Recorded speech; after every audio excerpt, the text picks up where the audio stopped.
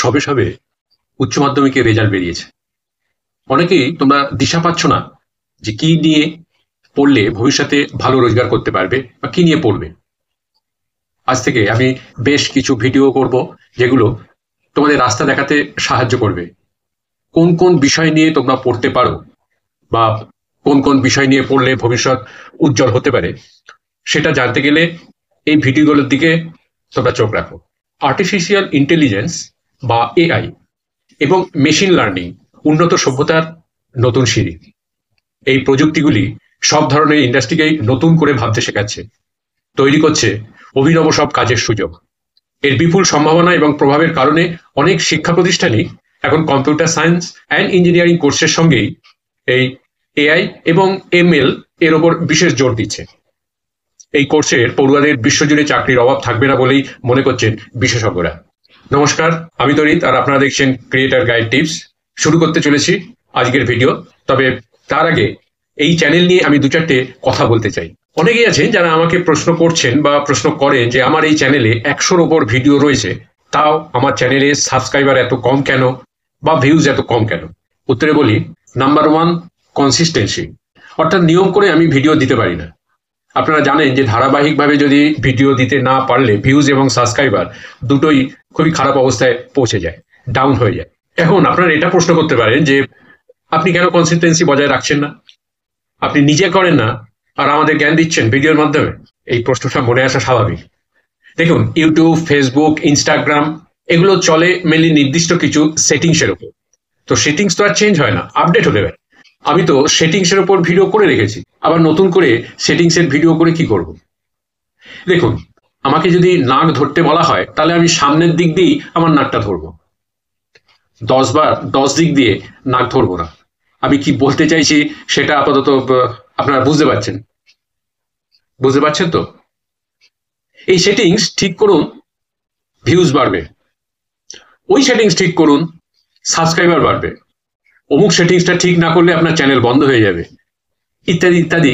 এইসব যে ভিডিওগুলো আসে, কি বলবো আপনাদের, আপনারা তখন সেই ভিডিও দেখতে ছুটছেন এবং তার ভিউজ বাড়াচ্ছেন। গিয়ে কি দেখছেন না, সেই পুরনো মদ নতুন বোতলে। দেখুন, সেটিংস একবারই সেট করুন। চ্যানেল খোলার আগে 10টা 20টা যতগুলো খুশি আপনার ভিডিও আপনি দেখুন, কিন্তু চ্যানেল খোলা হয়ে গেলে আর তার সেই সেটিংসে গিয়ে বারবার চেঞ্জ করতে যাবেন না। এতে আপনার চ্যানেলেরই ক্ষতি হবে। উল্টো দিকে, যার ভিডিও দেখে আপনি এটা করলেন তার ভিউজটা আপনি বাড়িয়ে দিলেন।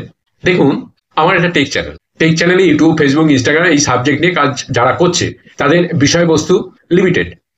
আর যেহেতু আমি একই বিষয়বস্তু নিয়ে 10 বার 10 রকম ভাবে ভিডিও করি না, সেহেতু আমি চ্যানেলে ভিডিও দিতে পারি না এবং আমার কনসিস্টেন্সি থাকে না। আর একটা ব্যাপারে আমি খেয়াল করেছি, আজকাল বহু লোক, মানে যাদের চ্যানেল আছে আর কি, চ্যানেল চেক করান তারপর পয়সা দিয়ে। দেখুন, যাদের অনেক টাকা আছে তারা করাতেই পারেন, এটা তাদের ব্যক্তিগত ব্যাপার। কিন্তু যাদের নেই তাদের বলছি, চ্যানেল চেক আপনারা নিজেরাই করে নিতে পারেন। এর ওপর ইউটিউবে বহু ভিডিও আছে, সেসব দেখে নিয়ে করুন। যাই হোক, চ্যানেল দাঁড়িয়ে থাকে কনসিস্টেন্সি এবং ভিডিও কোয়ালিটির ওপর। এই দুটোর ওপর নজর দিন, দেখবেন আর কাউকে আপনার লাগছে না। এবার আসি ভিডিওর মূল বিষয়। অনেকেই মনে করছেন যে আগামী সময়ে নিজস্ব বুদ্ধিমত্তার সাথে কৃত্রিম বুদ্ধিমত্তা বা এআই কেই ব্যবহার করাটাই আসল বুদ্ধিমানের কাজ হবে।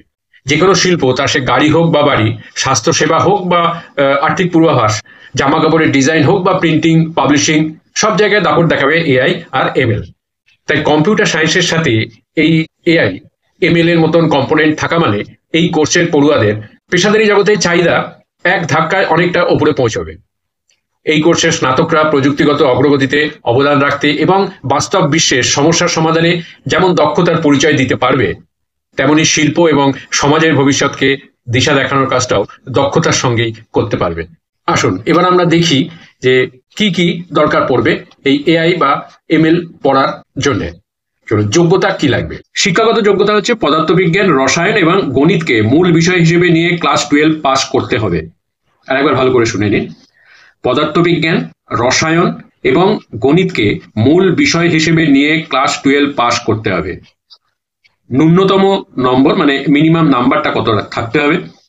বেশিরভাগ প্রতিষ্ঠানের জন্য যোগ্যতা পরীক্ষায় নিম্নতম 50 থেকে 60% সামগ্রিক নম্বর প্রয়োজন। প্রবেশিকা পরীক্ষা বা এন্ট্রান্স এক্সামিনেশন জাতীয় বা রাজ্য স্তরের জয়েন্ট এন্ট্রান্স পরীক্ষা যেমন JEE main, JEE advance, West Bengal joint এন্ট্রান্সের মতো রাজ্য স্তরের পরীক্ষায় পারফরম্যান্সের উপর ভিত্তি করে ভর্তি নেওয়া হয়। কিন্তু কিছু বেসরকারি বিশ্ববিদ্যালয় তাদের নিজস্ব প্রবেশিকা পরীক্ষাও রাখতে পারে। এবার আসি সিলেবাস এবং পাঠ্যক্রম।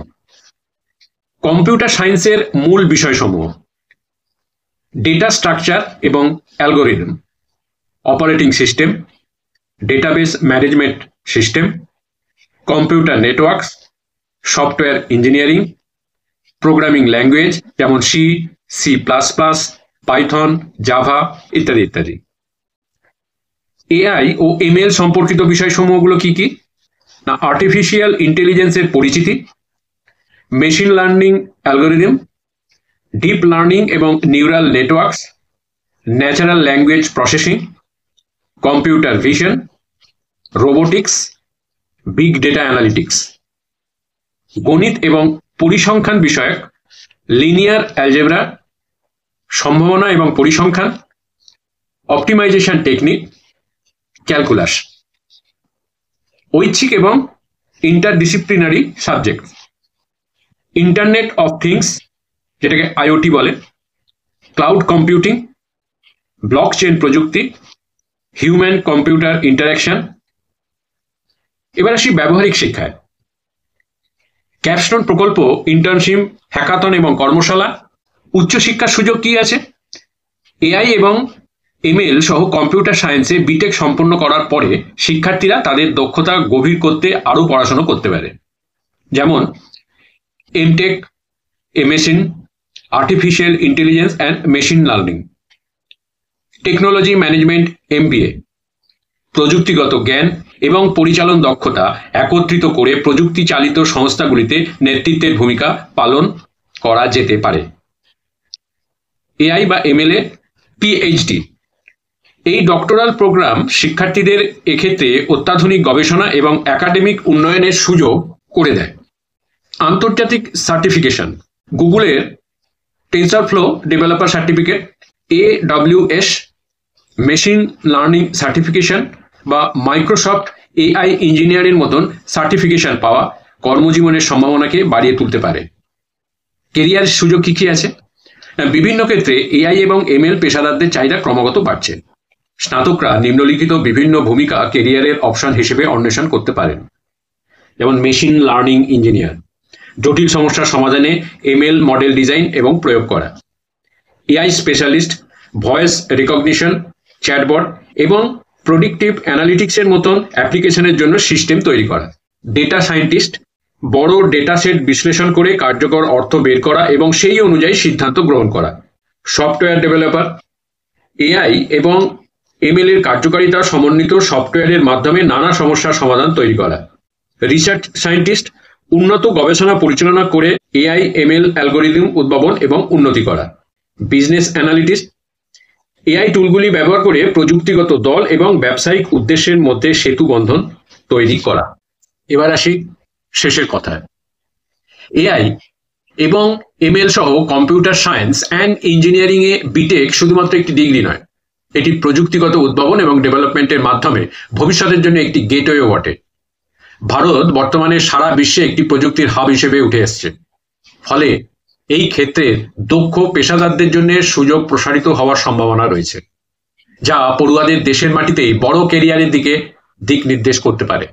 যদি ভিডিওটা ভালো লেগে থাকে তাহলে চ্যানেলটিকে সাবস্ক্রাইব করে পাশে থাকা বেল আইকনটিকে প্রেস করে দেবেন, যাতে পরবর্তী ভিডিও দিলে সাথে সাথে তার নোটিফিকেশনটি আপনাদের কাছে পৌঁছে যায়। লাইক করবেন, কমেন্টস করবেন, ভালো লাগলে শেয়ার করবেন যাতে অন্যরা দেখার সুযোগ পায়। পাশে থাকবেন, ভালো থাকবেন। ধন্যবাদ, নমস্কার।